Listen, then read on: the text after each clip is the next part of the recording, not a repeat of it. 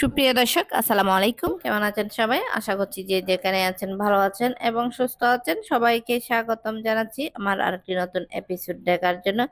আমি আজকে আপনাদের সাথে শেয়ার করছি খুবই মজাদার এবং খুবই টেস্টি দারুণ স্বাদের ফুলকো ফুলকো লুচি।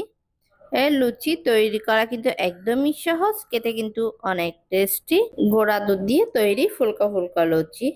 তাহলে চলুন আর কথা না বাড়িয়ে মূল রেসিপিতে যাওয়া যাক। প্রথমে আমি লুচির ডোটা তৈরি করে নিচ্ছি। তার জন্য আমি এখানে 2 কাপ ময়দা নিয়ে নিয়েছি।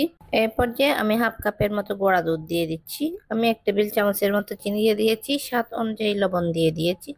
এখন সবগুলো একসঙ্গে ভালো করে একটু মিক্স করে নিচ্ছি। এই পর্যায়ে আমি 1 টেবিল চামচের মতো কুকিং অয়েল দিয়ে দিয়েছি। এখন আবারও ভালো করে একটু মিক্স করে নিচ্ছি।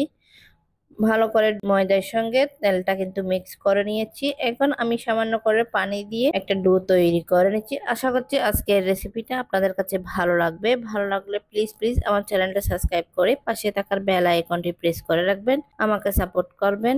লুচির ডোটাকে আমি কিন্তু ভালো করে মতে একটা সফট ডো তৈরি করে নিয়েছি। এখন ছোট ছোট বলের শেপ করে লিচি কেটে নিয়েছি। এখন সেখান থেকে আমি একটা লুচি তৈরি করে নিয়েছি।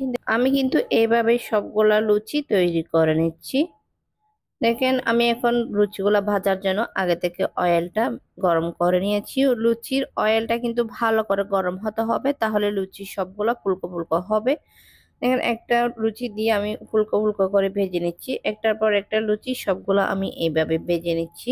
আশা করছি আজকের এই গুঁড়া দুধের লুচি রেসিপিটা আপনাদের কাছে ভালো লাগবে। ভালো লাগলে লাইক, কমেন্ট এবং বেশি বেশি করে শেয়ার করবেন। আমি কিন্তু সবগুলা লুচি এভাবে ভেজে নিচ্ছি।